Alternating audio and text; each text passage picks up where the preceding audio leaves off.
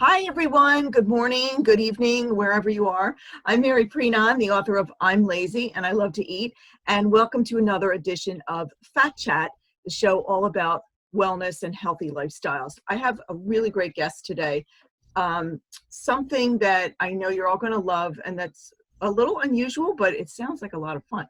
So her name is Jennifer Vagios, and Jennifer has been playing instruments and singing her heart out since before she can remember. She is a 500-hour plus yoga teacher. She holds a master's degree from Columbia in applied physiology and nutrition, and she's also a graduate of the Sage Academy of Sound Energy. Her vocal range is matched only by the variety of instruments she has mastered since childhood. Wow. Jen artfully leads sound bath experiences and teaches yoga and movement classes online and throughout Westchester County, New York. And she comes from Hastings-on-Hudson. And Jen, welcome to the show. Thank you for being my guest.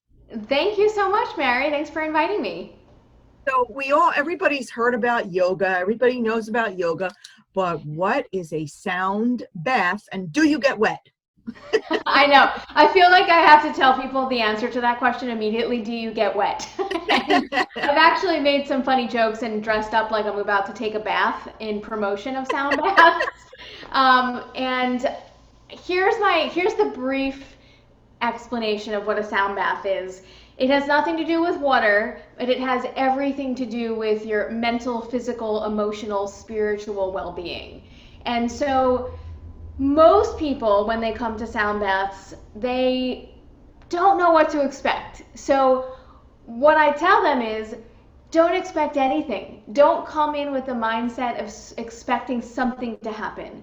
What might happen as a result of a sound bath is a deep form of meditation, a deep form of relaxation. And let me backtrack for a moment, just because I got ahead of myself because I got excited. But I want somebody who's never heard of a sound bath before to know two things. Well, more than two things, but let's start here. It's not a symphony, it's not a concert, it's not meant for you to listen and kind of tap your finger to the beat and just be like, oh, and move to dancing music. Start dancing. It's not a concert, it's not a performance, and you're not going to see anything that I'm doing. Some people sit upright and they need to look, but that's a whole different story. So it's not a concert. The second thing is, every type of sound bath you go to can be a different experience, meaning it can use different instruments. The practitioner might use all gongs and it's called a gong bath. The practitioner might use tuning forks. They might use Himalayan metal bowls, quartz crystal bowls. So a lot of people have heard of all those instruments and maybe seen, I've got my earth gong back here, one of 3 gongs that I have. You might hear the practitioner use their voice and do something called vocal toning. So a sound bath is you being bathed in sounds, but again, it's not necessarily planned sound and it's not like a concert. So you show up, usually you lie down, and you have to do nothing other than lie down and listen, which is fantastic. So that's great. Yeah. I know, it's like, sign me up, please. Going backwards for a second, I mentioned that it might be a form of meditation. So the great thing about sound baths for a lot of people is that you don't have to actively try to meditate. You don't have to worry about a script. You don't have to visualize something and this and use the nostril breathing. You can just lie down and listen. And that's pretty significant for a lot of people, especially people who think they can't sit still and meditate, and people who have, an aversion to meditation for whatever reason. So the first thing that happens in a sound bath from a scientific point of view is that your brain hears sound. And everything, here's like a fun fact, everything on the planet is vibrating. Everything has a vibration. And the earth is vibrating. The wood is on the floor is vibrating. And so we're made from all the elements. If we go back to like the Big Bang Theory and we want to get geeky into science, like what physicists think about all of this, we were created from sound. There was the Big Bang, there was a sound, we were created from the elements, earth, water, fire, and space, and we all became our own unique little cocktails of the elements. So we're created from sound, and we are vibrating. So that's just kind of a fun fact, right? We're connected to everything outside of us from even a physicist's point of view. And then from like the ancient Indian philosophy of sound, the sound Om that we chant, the word Om, is all the sounds in the Sanskrit alphabet, all combined together into one sound. It connects us, that sound, to everything outside of us. And that was the sound that occurred at creation. So those two thought processes actually align with each other. They just describe it in different ways.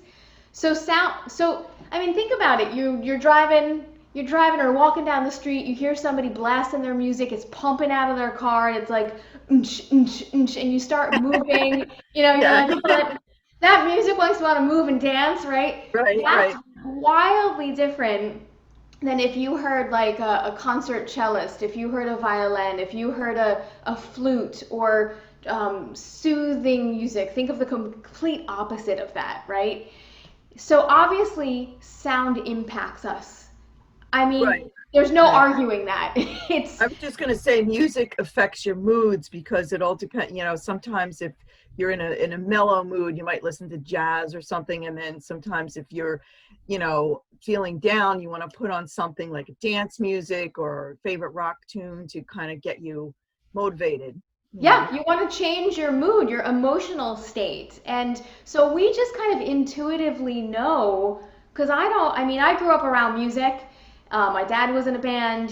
The rehearsals happened in the basement. I always had music around me, but nobody talked to me about, oh, if you do this, it'll impact your emotional state. It'll make you feel better. Nobody actually, it wasn't taught that way. I think it's very intuitive. So we know that music impacts us. And based on that knowledge, based on what physicists know about creation, based on the history of the sound Om, sound is huge. It's way bigger than I think what we think of it as. And let's take that a step further.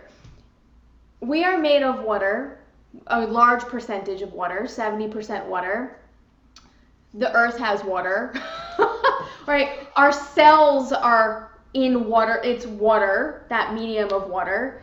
And water is an amazing conductor of energy. Sound is energy, and energy is measured in hertz, it's called. That's the measurement of sound. Just like we measure inches and centimeters, hertz is the measurement for sound. So if you take that into consideration, when you hear a sound, let's say you hear the gong, and all gongs have different hertz levels, different energy levels of measurement. You hear it, it goes into your ears first, but then it impacts your brain, and the way that brain waves are measured, guess what? The same way sound is measured, hertz. So now your brain waves are hearing the sound and they're like, oh, what's going on? And so now they try to match up with each other. And the word for that is called entrainment. And they're trying to match up with each other. Your brainwaves are now trying to match to the hertz levels of the instrument being played or the vocal sound. And what we're trying to do in a sound bath is get you to relax, amongst a bunch of other things. That's what I was going to say. Like the benefits are for people who, I mean, most of us are stressed, especially with this pandemic still going on. But is that the ultimate goal is to relax you, to make you come out a little bit more, non-stressed, a little bit calmer. I mean, if you leave a sound bath with anything with even just feeling calmer. I feel that that alone is worth trying it out. It's and that's pretty much what most people experience, and it starts by through the brain, and which is really awesome that that even happens. And we get you from this excited sympathetic nervous system state of fight or flight, and right, it's a good thing that we have that, but not all the time. Like to be in that chronic state is not good for us. And so we go from that. It's called a beta wave. Like this is what you can visualize your mind looking like all the time. Busy, busy, busy, busy, busy, busy, Pretty busy. crazy. Yeah. Like, right? That's like that beta wave. What we do in a sound bath is we go from that to maybe this, to maybe this, right? Nice and slow. Think of like the calming sound of an ocean. Like everything just slows down. Your thoughts slow down. So you get into what's referred to as a healing state, and you go from left brain to right brain, and then all of a sudden you're present, and you're maybe in there's different levels of meditative states, but you're in a state where maybe you're just thinking less, and you're just in your body, and you feel your body, and you're not worried about other stuff. That alone is significant. Because, like you said, your mind's going 24/7. Well, maybe not 24/7, but you just sleep a little bit, but even when you're sleeping sometimes. But how long do these sessions typically last? Like an hour or less? Or They can, I can literally work with someone. So a sound bath that you would show up to, like an event, I typically go for 60 minutes minimum. Sometimes they're longer. I've done 2-hour events, but usually when it's 2 hours, it's only because I'm integrating maybe some gentle yoga in the beginning. Maybe we're doing some, intention setting and visualizations, that kind of thing. But typically an hour is more than enough. And what I was about to say is that if I had somebody, you were standing in front of me, Mary, and I had my tuning forks, I could literally shift your energy and mood in 3 minutes of just using 2 tuning forks. And that's what's amazing, is that you can do the sound healing and for 3 minutes, or you can show up to a sound bath for a full hour. But it doesn't take much. But to come to a sound bath event, I can tell you right now, you're going to leave there floating, okay, buzzing, calm. If you think about like the last time you were really relaxed, and I don't mean like sitting on your couch eating a pint of ice cream, schlumping and just like, and that's what we think relaxation is, but it's not. Right. The last time it's almost like you're in that state, you're about to fall asleep, but you're awake, and it's sound baths kind of take you into that hypnotic state, where you're like, yeah, it sounds very similar to meditation too. yes, just using sound instead of it's a form of meditation. It is a form of meditation. It can take you to a state that you're unable to get to on your own too. And like I said, there's all these different instruments, and I think you had asked me about the benefits of sound bath, and you started to go that way, just relaxation. And I mean, honestly, the benefits of sound baths are endless. Anyone coming to me with anything you're going to receive benefits, whether it's something having to do with pain, physically. I mean, I worked on a gentleman and placed tuning forks on his shoulder. He was in chronic pain for what he had said had been years. He came to a sound bath. I put tuning forks on his shoulder, and worked specifically on that area for, 5 minutes. He said that it was the first time in years he had never felt physical pain. And that's because the sound, look, before I forget, it doesn't just go to the brain waves. It doesn't just work on your brain. I was talking about how we're made of water, and water is an excellent conductor of energy, sound being energy. On a cellular level, sound is working on you. And so your cells are literally moving with sound and maybe purging whatever needs to be purged, whether it's pain, emotional trauma, whatever it is, the sound will go to where you need it. Now, can you do these? Can you do these outside, or do you do them remotely now? I have done recently. I tacked on a little mini sound bath with my colleague and the studio owner of Hastings Yoga. I did a 30-minute sound bath outside at a park at Lyndhurst Mansion, and Oh, how beautiful! Yeah.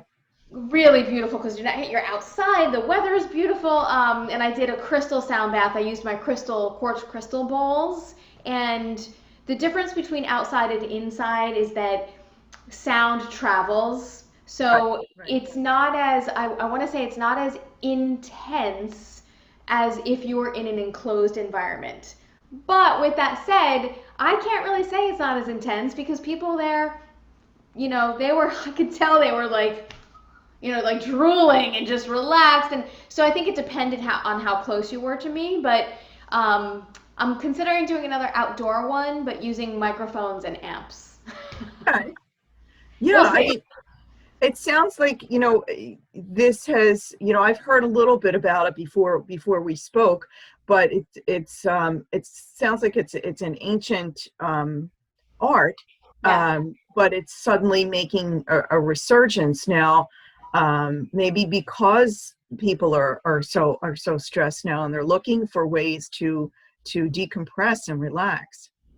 Absolutely. I mean, the history of sound goes back to indigenous tribes using the instrument called the didgeridoo, and using sound as medicine. I mean, Himalayan bowls, Buddhist monks using the bowls for meditation, way back to Greece, creating intervals for the first time in music from one string instrument and creating intervals and using sound as healing. The Egyptians, they used the vowels, and they thought vowels were so sacred that they took the vowels out of their actual hieroglyphic alphabet and only used vowel sounds for healing. So it goes back it goes way, way, way back. It's just that now, there were no scientific studies, there was no research. So it's emerging now, I think, because there is more research, there are more studies being done in the medical field too, predominantly, and it's I don't want to say it's hokey because it isn't hokey because it is a science, but people are catching on to it, I think, for exactly what you said. We are all stressed out. It's stress. Yes. Everybody's stressed out. It's at a heightened point, maybe, where the depression, anxiety, and stress has really gone up, I would assume, without, checking statistics.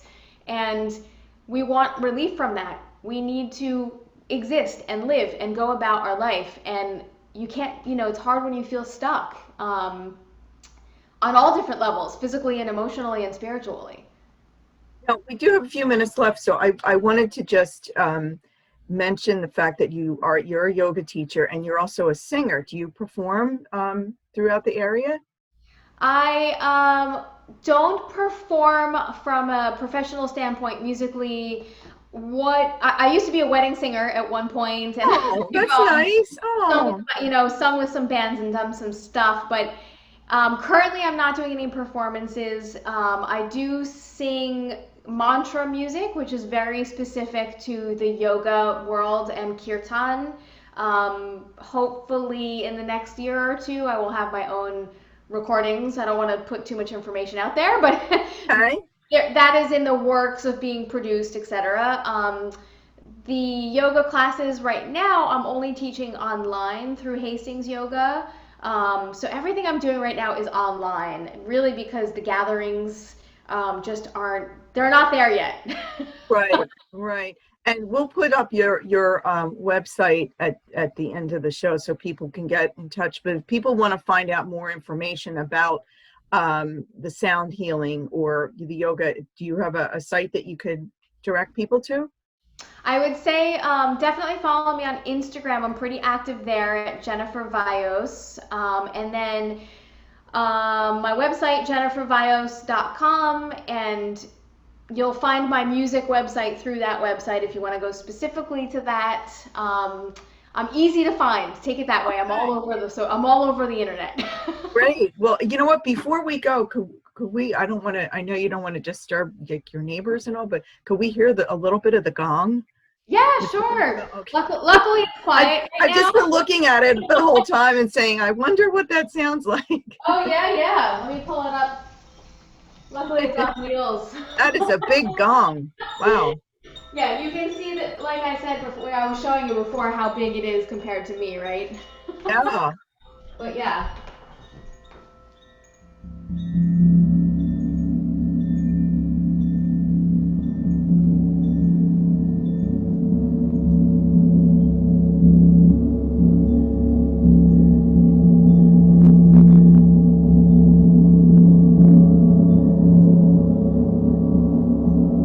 Great. That is a very kind of pleasing sound. No? The gong is the ambassador of sound. It's like the be all end all of the instruments aside from your own vocal voice. And you can just do a gong, and I could just play a gong, and it gets you quickly to that brainwave state. I mean, if I just did this on you for an hour, that's all I need. I have a ton of instruments, but honestly, the gong is the king. Well, Jennifer, thank you. This has been so interesting because I think it's something, it's a new topic for me and probably for a lot of our viewers. And I'm definitely interested in finding out more and attending a sound bath because Lord knows I could use some de-stressing. I do have recordings on SoundCloud, so if you Okay. find me, I do have free recordings, and if you get on my email list, I'll send you some free stuff. But yes, I definitely hope to see you in person one day at an event, and I know it's going to happen. Yes, it will happen. It will happen. Jennifer, thank you so much for being my guest today on Phat Chat. Thank you all for watching. I'm Mary Prenon, author of I'm Lazy and I Love to Eat. And I will see all of you next week. Bye-bye. Thanks, Mary.